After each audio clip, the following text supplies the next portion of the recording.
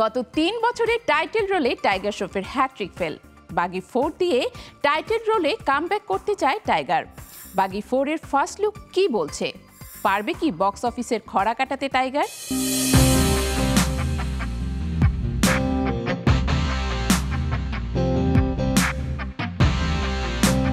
এক হাতে Butcher knife, আরেক হাতে মদের বোতল, ঠোঁটে সিগারেট, চারিদিকে রক্তগঙ্গা। কমোডের উপরে বসে একেবারে ভিন্ন লুকে ধরা দিলেন বলিউড অভিনেতা টাইগার শ্রফ।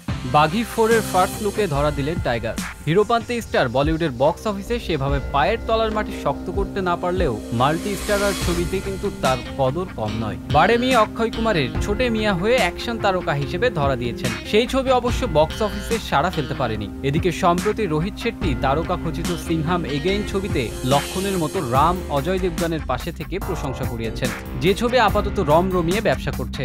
আর সেই সাফল্যের মাঝেই বাঘি 4 এর ফার্স্ট লুকে হাড় হিম করা অবতারে ধরা দিলেন টাইগার শ্রফ। বাঘি 3 সিনেমার সাফল্যের পরই শোনা গিয়েছিল চতুর্থ সিকুয়েলের ছক কষা শুরু করেছেন প্রযোজক সাজিদ নাদিয়াদওয়ালা। অবশেষে বছর চারেকের বিরতির পর আসছে বাঘি 4। সম্প্রতি টাইগার শ্রফকে নিয়ে শুটিং শুরু করেছেন পরিচালক এ হর্ষা। ছবির ফার্স্ট লুক পোস্টার থেকে জানা গেছে 2025 সালের 5 সেপ্টেম্বর মুক্তি পাবে এই সিনেমা।